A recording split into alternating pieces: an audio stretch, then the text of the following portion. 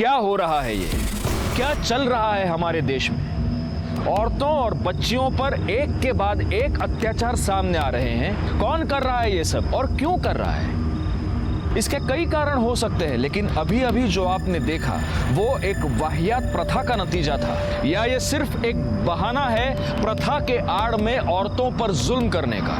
नमस्कार, मैं inspector Rajesh Yadav, crime branch. Thank you. 2 साल पहले जब मैं देवगढ़ में पोस्टेड था, तब देवगढ़ से 90 किलोमीटर दूर मोंड गांव में एक लड़की को जिंदा जला दिया गया था। दरअसल इस पूरी कहानी की शुरुआत इस वारदात से 3 महीने पहले हुई थी।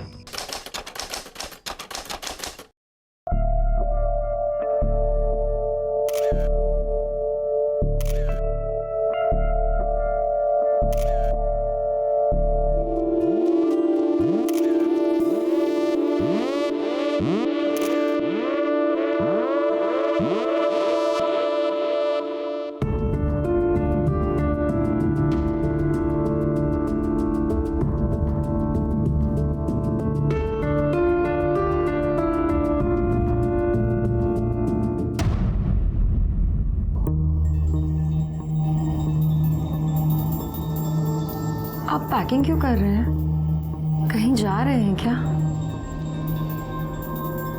हाँ, पर अभी नहीं, सुबह निकलूंगा। अभी बस बैग भर लेता हूँ, कहीं ये ना हो कि सुबह पैकिंग के चक्कर में बस छूट गई। लेकिन आज तो हमारी शादी है ना, और आप कल सुबह चले जाएंगे।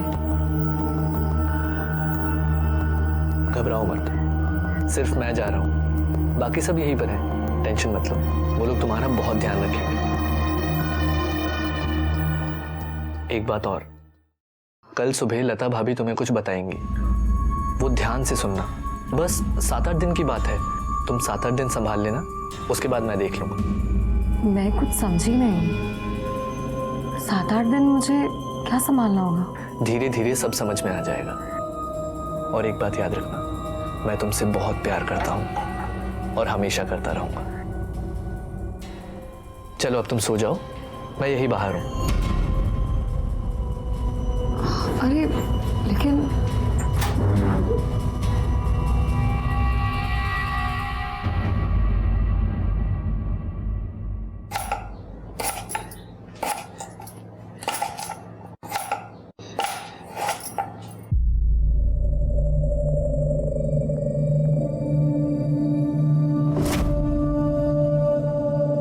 इकडे बघ, आंखें सूजी हुई है।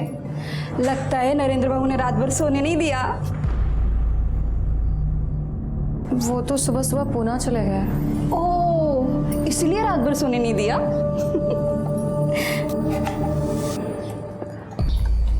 अरे तू टेंशन मत ले, आ जाएंगे वो। अभी पूना में उनका ट्रैवल एजेंसी का बिजनेस है ना, अगर नहीं जाते तो काम का नुकसान होता। वही नहीं, हाँ, वो कुछ कह रहे थे कि 7-8 दिन मुझे संभालना होगा। 7-8 दिन मुझे क्या संभालना होगा? अरे कुछ नहीं है, मैं तुझे समझा दूंगी। 7-8 दिन काय करायचे ते, नको काळजी करू।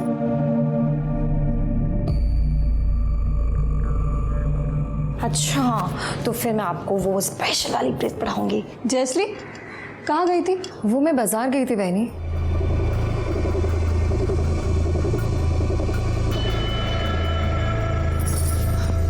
सुन, तेरा महीना कब से शुरू हो रहा है? हाँ, अरे मैंने पूछा तेरा महीना कब से शुरू हो रहा है? 1-2 दिन हुआ है, 2-3 दिन और बाकी है। मीना, तिला समजावून सांग। हो वहिनी। चल गा। वहिनी, वहिनी, ये क्या बोल रही थी समझाने के लिए? काही नहीं, अगली बार जब तेरा महीना आएगा ना, तो 16-17 दिन पहले मुझे बता देना, मैं तुझे सब समझा दूंगी। लेकिन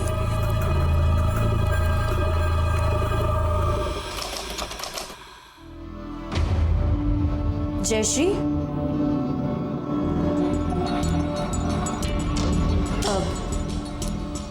तूने लता वर्णी को कहा था कि तेरा महीना शुरू होने में 16-17 दिन बाकी हैं। हाँ, तो आज से 6-7 दिन तुझे रोज़ नए कपड़े पहनने होंगे और नए गहने भी। कोई त्योहार है क्या? नहीं, कोई त्योहार तो नहीं, बस इस घर की प्रथा है। अगले 7-8 दिन संभाल लेना। आज से तेरा पहला दिन है, तो बस जल्दी से तैयार होकर बाहर आ जा, हम सब इंतज़ार कर रहे हैं।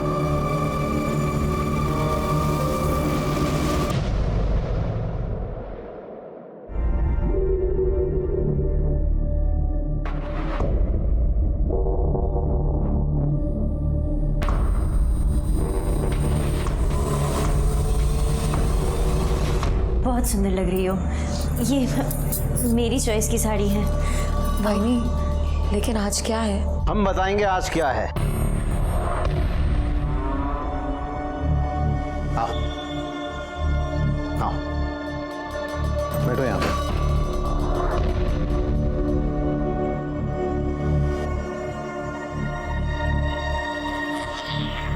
अब हम तुम्हें हमारे परिवार की प्रथा के बारे में बताने वाले हैं। ध्यान से सुनना, क्योंकि तुम्हें अब ये प्रथा निभानी है।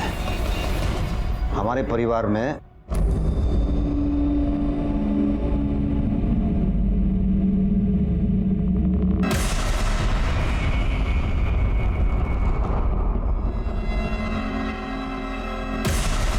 आप लोग का दिमाग खराब हो गया है, पागल हो गए हो आप लोग।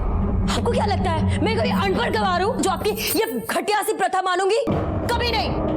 बाहर में जाए आप लोग और बाहर में जाए आपकी प्रथा। आप लोग टेंशन मत लीजिए, मैं जाकर उसे समझाती हूँ। जल्दी समझाओ दिला।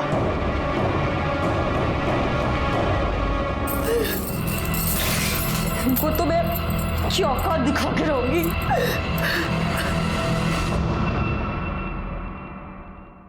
क्या बात है, तू अचानक कैसे आई? अरे शादी को 10 दिन नहीं हुए और तू मायके चली आई, और वो भी अकेले। बोलना पड़ा कहाँ से? हाँ, ये लो ताई, अच्छा है। नहीं चाहिए। ताई, ऐसा गुस्सा करने से क्या होगा? अब आप बोलोगी नहीं, हमें कुछ बताओगी नहीं, तो हमें कैसे पता चलेगा? अच्छा बताओ, अचानक आने की क्या वजह है? मैं यहाँ ये सोच के आई कि ये भी मेरा घर है, लेकिन तुम लोगों को अगर मेरा आना पसंद नहीं है तो मैं यहाँ से भी चली जाती हूँ। नहीं ताई, अरे ताई! कहाँ से लेला? प्रथा वथा तो भूल ही जाओ, मैं तुम्हारे बिना उस घर में पैर भी नहीं रखूंगी। क्यों बात को बढ़ा रही है? और क्या जरूरत थी ऐसे घर छोड़ के आने की? हैं? बोला था ना मैंने, मैं हूँ तेरे साथ, मैं संभाल लूंगा। लेकिन तूने मेरी एक नहीं सुनी।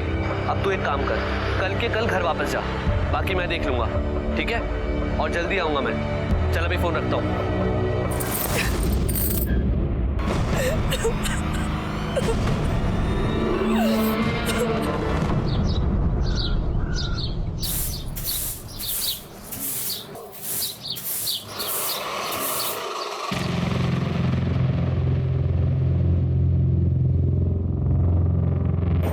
अहो दादा, अहो कोण आले बघा बघा तर.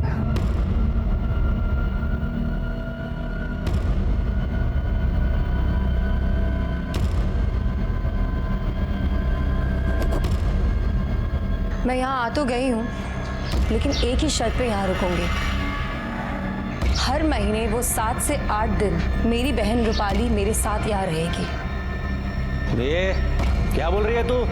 अगर आपको मंजूर है तो ठीक है, वरना मैं वापस अपने माँ के घर चली जाती हूँ। जयश्री रुको, माँ के घर जाने की कोई जरूरत नहीं है, और अगर तुम चाहो तो तुम्हारी बहन पूरा महीना यहाँ पे रहेगी। चलो रूपाली। ये लता, हाँ क्यों बोली तो? अगर हाँ नहीं बोलती तो वो दरवाजे से लौट जाती, आणि तुम्ही काळजी नका करू, आपली प्रथा तिला मानावीच लागेल। कौन सी थी ये प्रथा? या प्रथा की आड़ में कोई ढोंग, कोई पाखंड चल रहा था जिसे मानने से जयश्री ने इनकार कर दिया था। काफी कुछ बाकी रह गया था इस केस में इन्वेस्टिगेट करने के लिए, जिसकी शुरुआत तब हुई थी जब लोकल पुलिस को एक लड़के की जली हुई लाश की खबर मिली।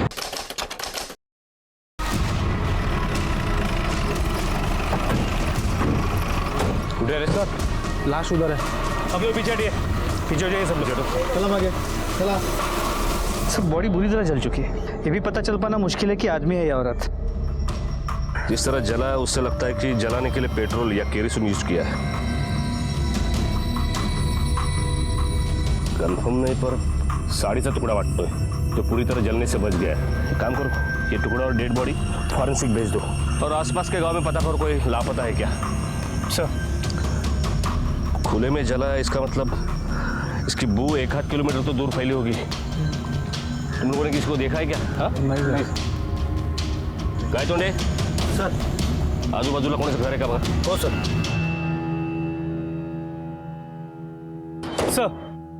सर आपका अंदाजा सही निकला। फोरेंसिक रिपोर्ट के मुताबिक वो बॉडी किसी औरत की थी जिसकी उम्र करीब 20 से 23 साल होगी और हाइट करीब 5 फुट 3 इंच। उस पर पेट्रोल डाल के उसे जलाया गया और वहाँ बॉडी के बाद जो कपड़ा मिला था वो किसी साड़ी का टुकड़ा था। मीडिया ने इस खबर को ब्रेकिंग न्यूज के तौर पर चलाया और ये केस बहुत बड़ा हो गया। फाइनली ये केस क्राइम ब्रांच को सौंपा गया। इस केस का चार्ज मुझे मिला और मैं आईओ यानी इन्वेस्टिगेशन ऑफिसर के तौर पर वहां पहुंच गया। हाँ भाई को बोला तो पहुंच लो, मैं जस्ट पहुंच लो। अरे चाय के लिए रुका था तब ले ली मैंने गोली बीपी की। अब तुमने पुलिस वाले से शादी की है तो भूख तो। चलो चलो मीडिया वाले सामने रखता हूँ। सर ये केस अब क्राइम ब्रांच को सौंपा गया है। क्या अब हम उम्मीद कर सकते हैं कि इस केस में जल्द कोई निकाल आएगा या फिर जो पहले की तरह होता आया है वही चलता रहेगा? पहले क्या होता आया है, विक्टिम्स को न्याय हमेशा मिलता है, इस केस में भी मिलेगा। हेलो राजेश यादव, यशवंत सुरे। यस सर आपके आगे का प्लान ऑफ एक्शन क्या है सर?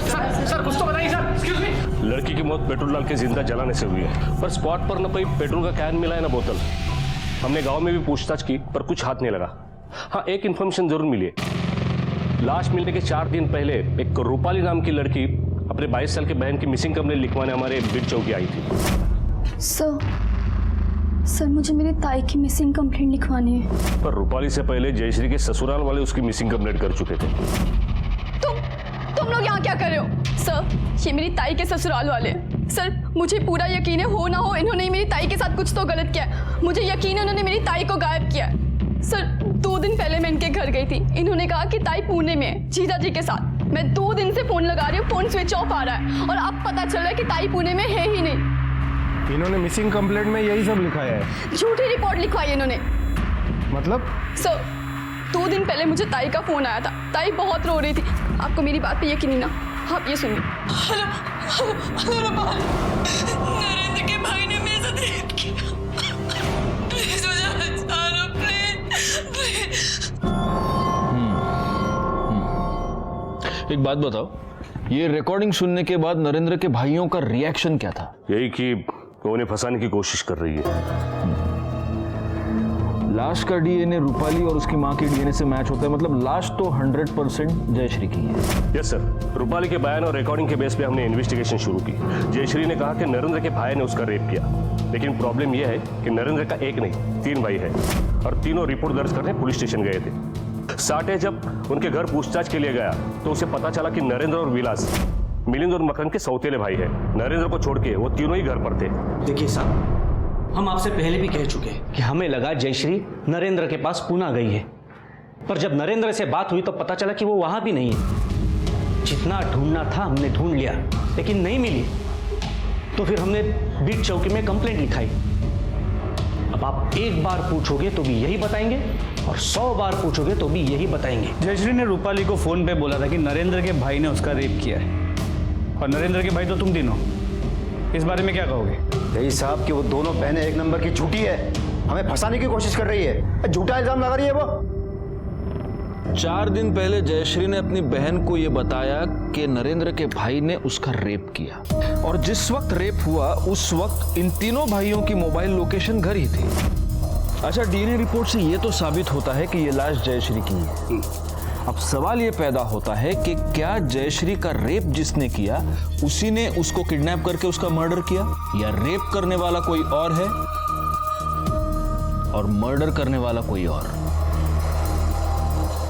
एक काम करो सुबह, ये चेक करो कि जिस रात जयश्री को जलाया गया उस रात इन तीनों भाइयों की मोबाइल लोकेशन क्या थी। जी। तब तक हम इस केस को शुरू से शुरू करते हैं।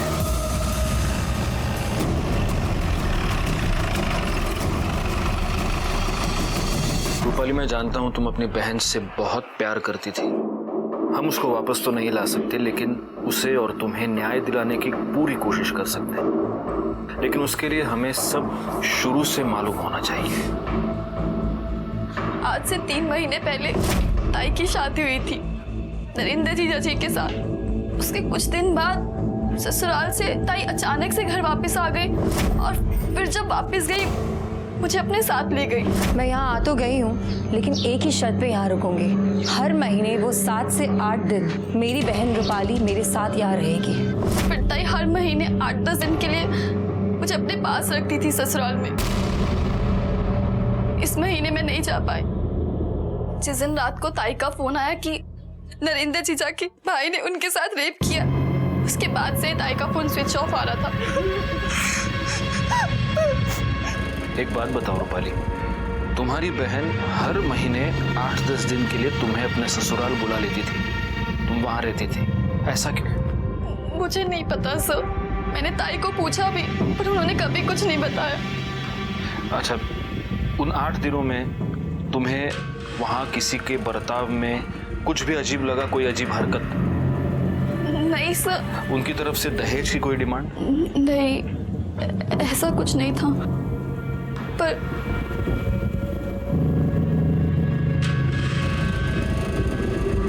रूपाली, ऐसा कुछ भी है जो तुम मुझे बताना चाहती हो? नहीं सर, सब बता दिया मैंने आपको।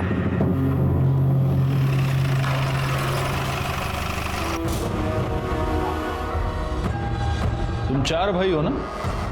चौथा कहाँ है? विलास? सर वो शहर गया है हमारी धंधे के काम से। 8-10 दिन में आ जाएगा वो। 8-10 दिन? वो ये जानता नहीं कि जब तक ये इन्वेस्टिगेशन चल रही है वो गांव छोड़कर जा नहीं सकता? हाँ? फोन लगा उसे।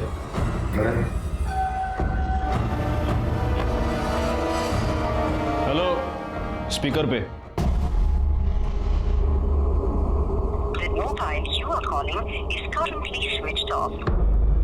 भाई घर में तो छुपा नहीं है, देखो जरा। साहब नहीं है वो यहाँ पर। देखने में क्या हर्ज है? पैसे थोड़ी लगते हैं। साठे गाय तोड़े, चेक करा। तुम लोग जानते हो ना, जयश्री के फोन कॉल के बेसिस पर उसकी बहन ने तुम लोगों पर रेप का इल्जाम लगाया है। रेप अक्यूज्ड होने का मतलब जानते हो तुम? साहब वो दोनों बहनें बहुत लालची हैं। और रूपाली है ना, हमसे और पैसे निकालना चाहती है, और कुछ नहीं। और पैसे मतलब ये सर, वो माँ की बीमारी का बोल के हमसे पहले से 5 लाख रुपया ले चुकी है। अब पैसे की लत लग गई। आपको मुझ पर यकीन नहीं होता ना? नरेंद्र से पूछ लीजिए आप। हाँ साहब, हम पहले उसे 5 लाख रुपए दे चुके हैं। मुझे पूरा यकीन है मेरे भाई ऐसा गलत काम नहीं कर सकते। अच्छा, तुम्हें ये पता है कि ये नहीं कर सकते, तो तुम्हें ये भी पता होगा कि कौन कर सकता है? हाँ? सर, विलास अंदर नहीं है। सर विलास आत्महत्या नहीं है। हो गई तसल्ली? अब आप लोग जा सकते हैं। हम कब आए और कब जाए हम तय करेंगे, तुम नहीं, समझे ना? साहब मुझे अकेले में आपसे कुछ बात करनी थी, कुछ बताना है आपको। अकेले में क्यों? जो बोलना इधर बोलना। आवाज नीचे, वरना अगली बार तेरी आवाज निकलेगी नहीं, समझा? बोलो नरेंद्र, क्या बोलना है? यही साहब कि मेरे भाई निर्दोष हैं, उन्होंने कुछ नहीं किया। आपको यही मालूम करना है कि ये सब किसने किया है, तो जाके उस प्रोफेसर से पूछिए ना। प्रोफेसर कौन? जिसे जयश्री का चक्कर चल रहा था, उसका पुराना आशिक। तुम ये सब कैसे जानते हो? जयश्री ने खुद मुझे बताया था शादी से पहले कि उसका कॉलेज में किसी प्रोफेसर के साथ चक्कर चल रहा था। और चक्कर क्या साहब, सब कुछ चल रहा था। मेरे कॉलेज के प्रोफेसर सुशील नायक के साथ मेरा अफेयर था। हमारे बीच में सब कुछ हो गया था, केवल फेरे बचे थे। लेकिन अब ऐसा कुछ भी नहीं है, सब कुछ खत्म हो गया है। नया रिश्ता शुरू करने जा रही हूँ, इसलिए आपको अंधेरे में नहीं रखना चाहती हूँ। मुझे लगा कि कितनी अच्छी और ईमानदार लड़की है, चाहे तो छुपा सकती थी। इसी बात पे खुश होके मैंने उसे माफ कर दिया और शादी कर ली। लेकिन आज खुद इधर उधर मुंह मारती फिर रही थी और मेरे ही भाइयों पर बलात्कार का इल्जाम लगा रही थी। इस प्रोफेसर के बारे में और कुछ जानते हो? नहीं साहब, मैं तो बस इतना ही जानता हूँ। लेकिन हाँ, रूपाली जरूर जानती होगी कि उसकी ताई कहाँ कहाँ क्या क्या गुल खिला चुकी थी। ये नरेंद्र और उसके फैमिली की सारी बैंक डिटेल्स निकालो। चूड़े, मुझे लगता है ये दहेज का मामला है, क्योंकि जब मैंने दहेज के बारे में रूपाली से सवाल किया तो मुझे ऐसे लगा कि वो हमें कुछ बताना चाह रही है लेकिन बता नहीं पा रही है। पता करो। सर आपका अंदाजा सही था। 3 महीने पहले, मतलब नरेंद्र और जयश्री की शादी से पहले एक 5 लाख रुपए का ट्रांजैक्शन हुआ था। लेकिन सर ये मामला दहेज का नहीं बल्कि उल्टा है। मतलब ये है कि ये पैसे जयश्री की फैमिली ने नहीं बल्कि नरेंद्र की फैमिली ने जयश्री की माँ के अकाउंट में ट्रांसफर किए थे, वो भी शादी से 15 दिन पहले। ये 5 लाख की बात इन्होंने हमें बताई तो थी, लेकिन साठे सोचने की बात यह है कि शादी से 15 दिन पहले इतनी बड़ी रकम क्यों ट्रांसफर हुई। चलो भले ही माँ की बीमारी का कारण हो, और सोचने वाली बात यह है कि इतना बड़ा घर है, इतने बड़े लोग हैं, इन्होंने ऐसे घर में रिश्ता जोड़ा ही क्यों जहां इतने पैसे देने पड़े। इन्हें तो कोई भी लड़की मिल सकती थी। सर एक बात और, इस विलास के कॉल रिकॉर्ड के मुताबिक उसका फोन उसके घर में ही स्विच ऑफ हुआ था। शहर जाने वाला आदमी घर में फोन स्विच ऑफ करके शहर जाता है? नहीं, लेकिन सबसे पहले ये 5 लाख के सवाल का जवाब ढूंढना पड़ेगा।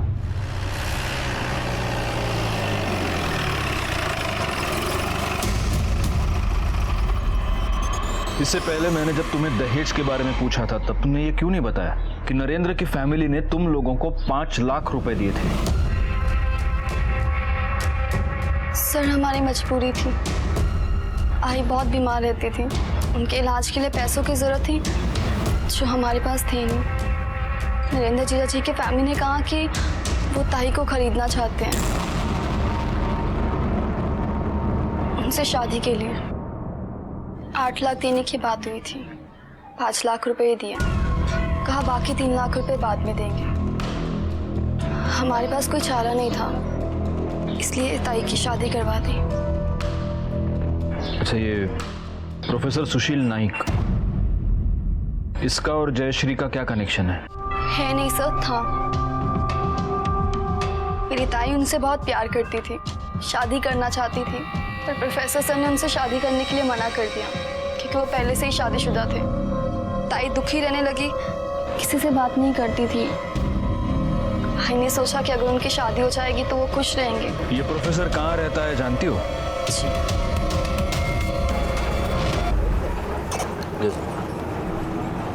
सर मुझे लगता है इस केस में 5 लाख रुपए बहुत अहमियत रखती है और यही कारण जयश्री की मौत का भी हो सकता है। ये मत भूलना छोड़े कि जयश्री ने अपनी मौत से पहले अपनी बहन को जो आखिरी फोन किया उसमें उसने कहा था कि नरेंद्र के किसी भाई ने उस पर रेप किया है। लेकिन सर तीनों भाइयों की मोबाइल की लोकेशन उनके घर की है और जयश्री की जली हुई बॉडी घर से करीब 5 किलोमीटर दूर में है। इसके अलावा रेप प्रूव करने के लिए हमारे पास उस फोन रिकॉर्डिंग के अलावा और कुछ भी नहीं है। और हम ये भी प्रूव नहीं कर सकते कि वो आवाज़ जयश्री की है, किसी और की भी हो सकती है।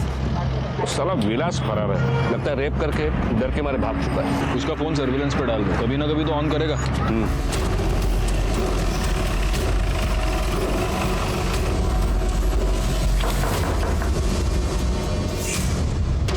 प्रोफेसर सुशील नाइक। मैं ही हूँ, क्या हुआ? जयश्री शिंदे आपकी स्टूडेंट, उसके बारे में आपसे कुछ बात करनी।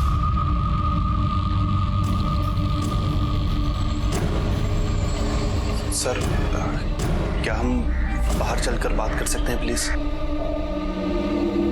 सर ऐसा कुछ अफेयर वगैरह नहीं था। हाँ, मैं और जयश्री रिलेशनशिप में थे, पर वो रिलेशनशिप जयश्री की शादी से पहले ही खत्म हो गया था। किसने खत्म किया? वो सर मैंने। क्यों?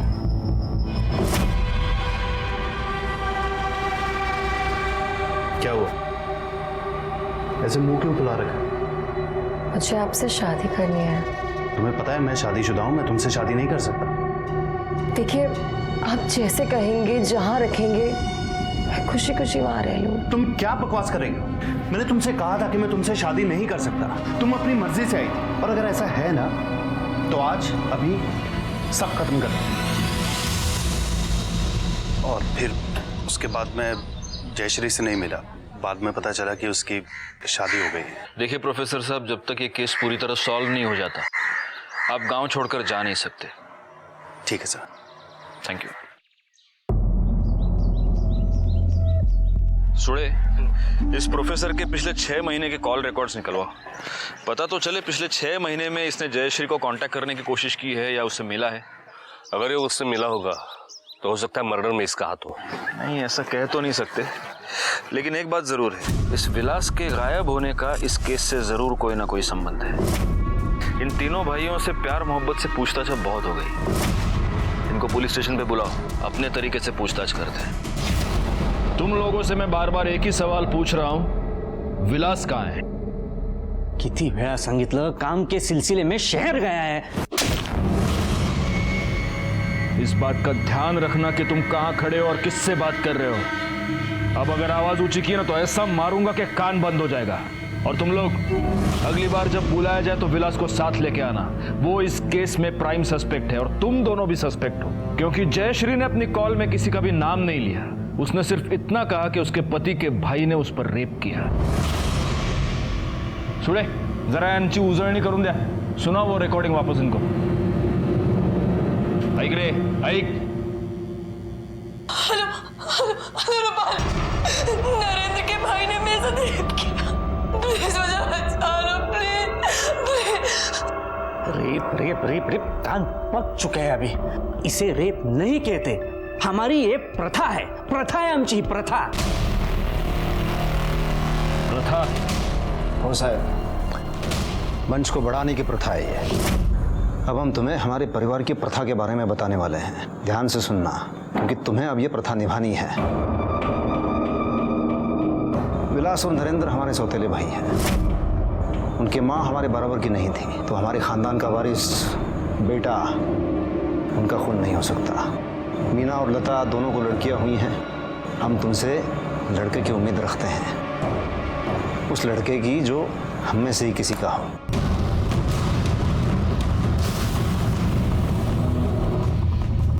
उसके बाद तुम और नरेंद्र जो चाहे पैदा कर सकते हो। आप लोग का दिमाग खराब हो गया है। बाहर में जाए आप लोग और बाहर में जाए आपकी प्रथा। जयश्री इस प्रथा के बारे में पहले से जानती थी। अगर आपको यकीन नहीं होता तो उसके पति से पूछ लो। हाँ साहब, मैंने खुद उसको बताया था इस बारे में। कळलं का साहेब, आप ये जो रेप कह रहे हैं वो रेप हो ही नहीं सकता। कानून की नजर में रेप ही है आणि आता तर तुम्ही स्वतःच कबूल केलेत ते। मान्य, हमने रेप किया है, पर आप लोगों के पास सबूत क्या है? लड़की मर चुकी है सर। आप ये साबित कैसे करोगे इस रिकॉर्डिंग से? देखिए साहब, कानून तो हम भी जानते हैं। अब आपको कुछ और पूछना है या हम जाएं?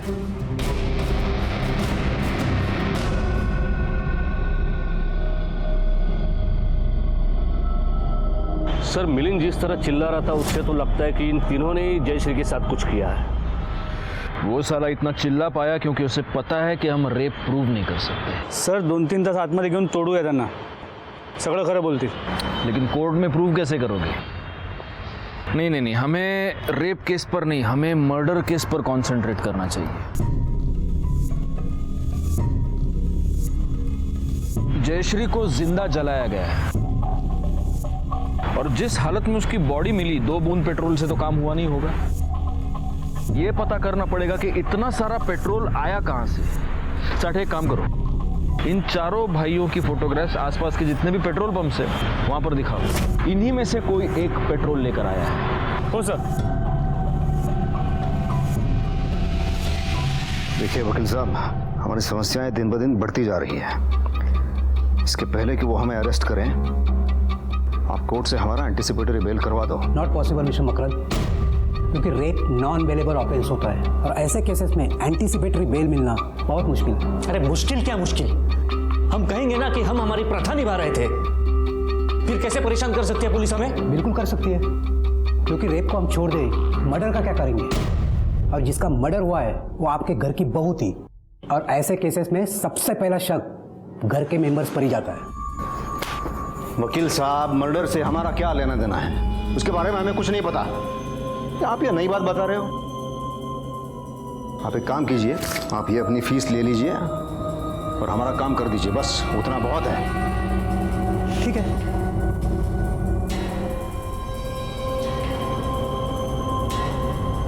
पुलिस को कोई कुछ नहीं कहेगा, उनको जो चाहे करने दो। पुलिस हम तक कभी पहुंच नहीं पाएगी। कर लगा।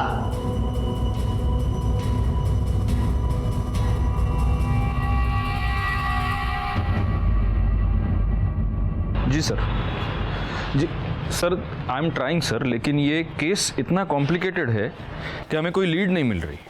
जी सर, सबसे बड़ी प्रॉब्लम ये है कि रेप प्रूव करने के लिए विक्टिम की कॉल रिकॉर्डिंग के अलावा हमारे पास कोई प्रूफ नहीं है।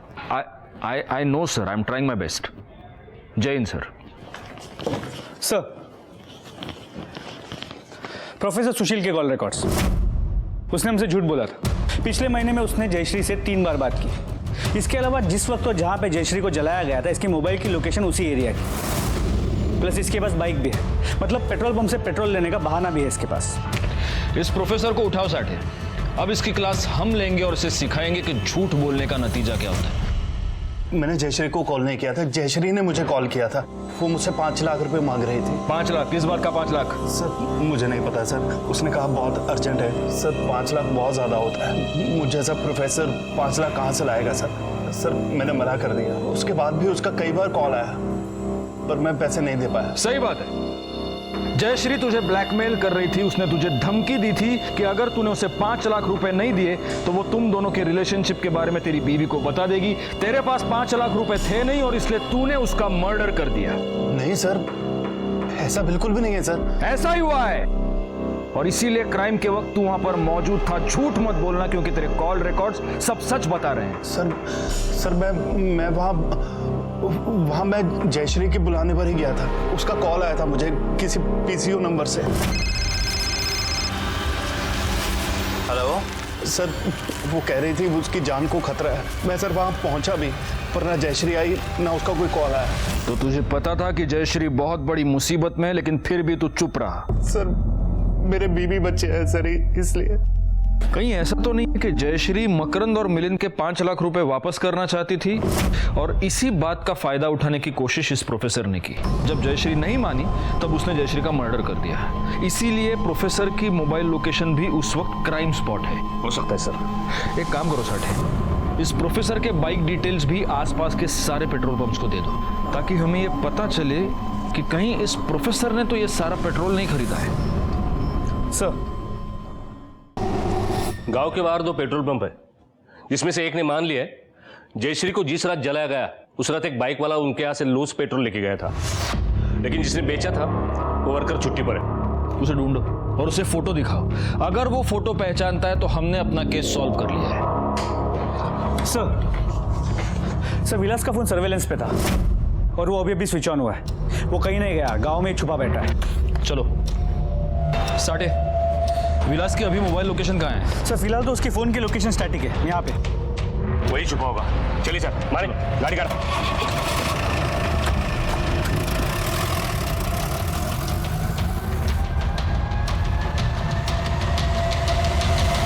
तो नेटवर्क ना होने की वजह से लोकेशन नहीं दिख रहा है। लोकेशन नहीं पता चलेगी तो पकड़ेंगे कैसे सुड़े? एक काम करो, हाईवे पे ले लो, हाईवे पे देखते हैं उसको। नेटवर्क आ रहा है सर। हाँ, लोकेशन दिखाई दे रहा है। यहाँ से हाईवे से 500 मीटर दूर पर एक जंगल है, वहाँ का लोकेशन दिखाई दे रहा है। सर मोबाइल की मूवमेंट रुक गई है फिर से। तो वहाँ ले लो। चलो गाइड करो साठे। आगे से लेफ्ट लेना।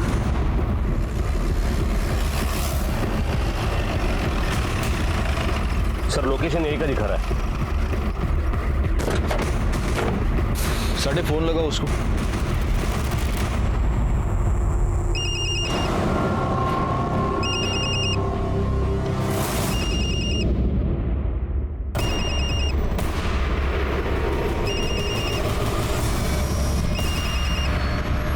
फोन पॉकेट में है। बैठ। इसे हमें जिंदा पकड़ना था। मुझे लगता है जयश्री का रेप इसी ने किया था और पकड़े जाने के डर से सुसाइड कर लिया। लेकिन इसकी बॉडी ठंडी पड़ चुकी है और इसका फोन अभी 15 मिनट पहले तक हमको यहाँ घुमा रहा था। खून भी सूख चुका है। अगर इसको सुसाइड ही करना था तो यहाँ क्यों आया? जहाँ छुप कर बैठा था वहीं सुसाइड कर लेता। चीजें मैच नहीं हो रही। एक काम करो, ये चाकू फिंगरप्रिंट्स के लिए भेज दो और इसकी बॉडी पोस्टमार्टम के लिए भेज दो। इसका टाइम ऑफ डेथ पता चलना बहुत जरूरी है। सर फैमिली को इन्फॉर्म कर दे। हाँ, घर वालों को इन्फॉर्म कर दो और पोस्टमार्टम के बाद इसकी बॉडी घर भेज दो। हम भी चलेंगे, जरा देखते तो हैं इसकी मौत का इसके भाइयों को कितना दुख हुआ है। शांत रहा मीना। साहब, ये मीना को तो अब भी यकीन नहीं हो रहा है विलास ऐसा कुछ कर सकता है। बहुत बुरा सदमा लगा है इसे। ए मीना, संभाल जरा अपने आप को। जिसे जाना था वो चला गया। लता समझो जरा तेरा सांग। दादा, मुझे तो लगता है जब हम घर पर नहीं होंगे ना, तब विलास ने जयश्री का रेप किया होगा, फिर उसे मार दिया होगा। हाँ बोलो। हाँ ठीक है, ठीक है, हम लोग पहुंचते हैं। ओके सर, विलास की पीएम रिपोर्ट के मुताबिक विलास की मौत हाथ की नस काटने से हुई। और ताज्जुब की बात यह है कि विलास के मौत का समय हमारे वहां पहुंचने से 6 घंटे पहले का है। मतलब विलास मर चुका था पर उसका फोन घूम रहा था और हमें भी घुमा रहा था।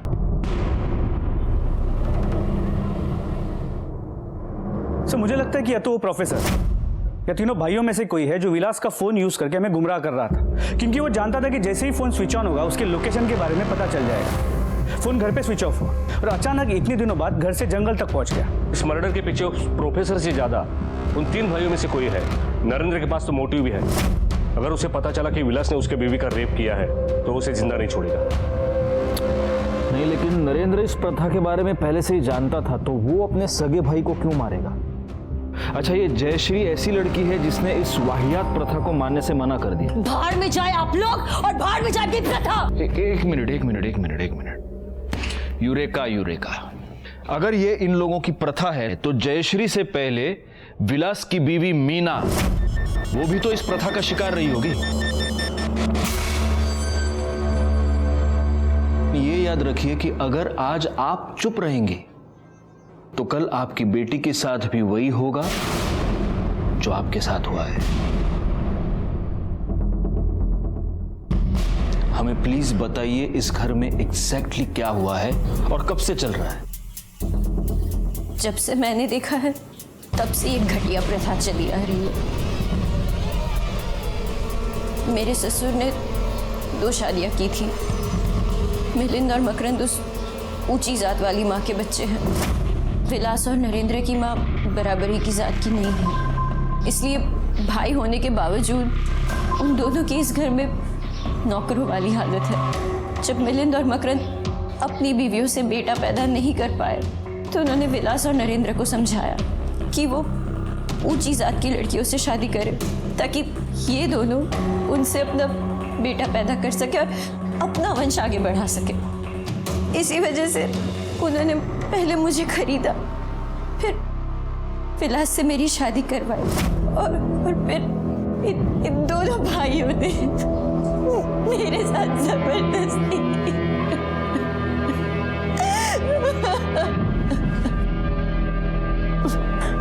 फिर जयश्री के साथ भी इन्होंने यही सब किया। लेकिन फिर इन्होंने जयश्री को मारा क्यों? पता नहीं, पर जिस दिन उन लोगों ने जयश्री के साथ जबरदस्ती की वो उसी दिन समझ गए थे कि वो चुप बैठने वाली नहीं है, इसलिए वो दोनों उसे कहीं बाहर ले जाने वाले थे।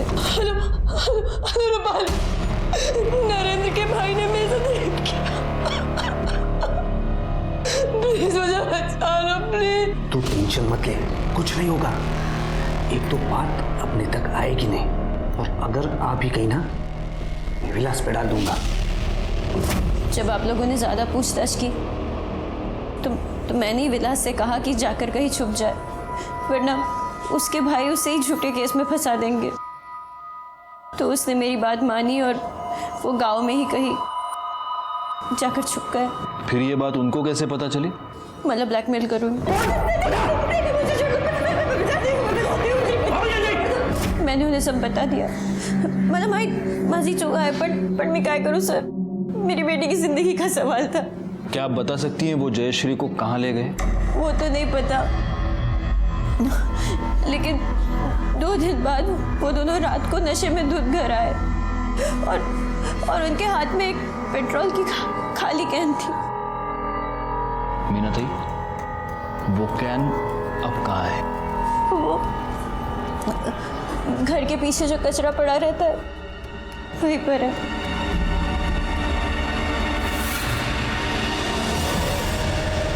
तुमने मेरे पास सबूत मांगा था ना?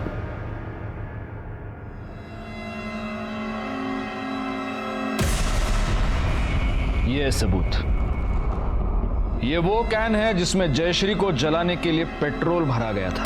इस कैन पर तुम दोनों के उंगलियों के निशान हैं। जिस पेट्रोल पंप से तुमने ये कैन भरा, वहां काम करने वाले बंदे ने तुमको पहचान लिया है।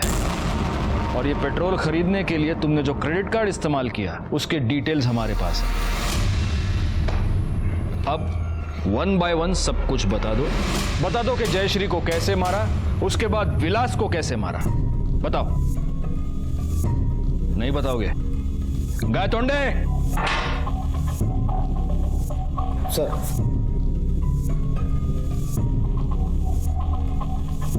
अच्छा होगा तुम अपने मुंह से बोल दो, वरना ये मिर्चियां तुम्हारे मुंह से होते हुए तुम्हारे पेट में जाएंगी और फिर तुम दोनों हर जगह से बोलने लगोगे। विलास को कैसे मारा? चतर आता गायतोंडे, ठूसो मिर्चियां इनके मुंह में। नहीं, सर, हमने विलास को झूठ बोला था। देख विलास, जयश्री तो मर गई है, पर हमारे परिवार को फंसा गई और पुलिस को सबसे ज्यादा शक तुझ पे है, क्योंकि तू नरेंद्र का सगा भाई है। तो एक काम कर, जब तक मामला ठंडा नहीं होता तू यहाँ से निकल जा। दादा, यहाँ कहाँ लेके आए? अरे क्या करूं दादा? और फिर हमें गुमराह करने के लिए उसका मोबाइल ऑन किया और उसके छुपने की जगह से मौत की जगह तक ले गए। जी साहब। अब जयश्री, उस बेचारी को क्यों मारा? हमने मारा क्योंकि हमारे साथ धोखा हुआ था। धोखा? मतलब? तुम्हें क्या लगता है तुम ये प्रथा के नाम पे जो घिनौनी हरकत कर रहे हो, ये सब करने से तुम्हें तुम्हारी ऊंची जाति का वारिस मिल जाएगा? कभी नहीं मिलेगा, कभी भी नहीं मिलेगा। क्यों नहीं मिलेगा? क्यों नहीं मिलेगा?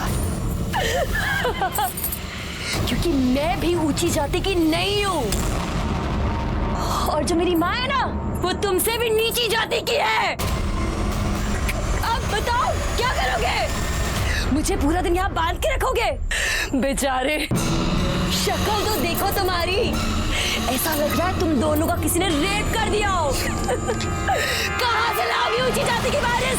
कहाँ से लाओगे? इसने धोखा दिया रे हमें। दुलारे, पेट्रोल लेके आ जा, इस 5 लाख के कचरे को यही जला देंगे। जा।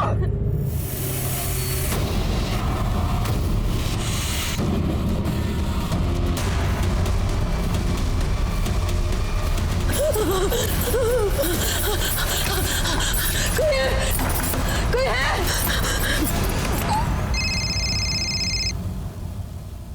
हेलो, मैं तालाब वाले मार्केट के पास से बोल रही हूँ। मेरी जान खतरे में। हेलो।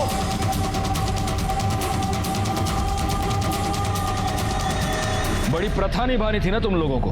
कानून की भी एक प्रथा होती है, फांसी, और तुम दोनों को फांसी तक पहुंचाना अब हमारी जिम्मेदारी है।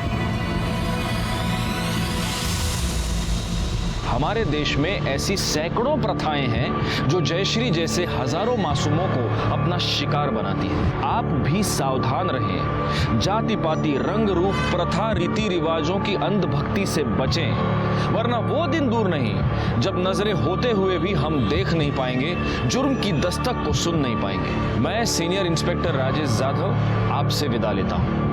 फिर मिलूंगा, तब तक सतर्क रहिए और देखते रहिए क्राइम पेट्रोल दस्तक, क्योंकि मकसद बताना नहीं, बचाना है।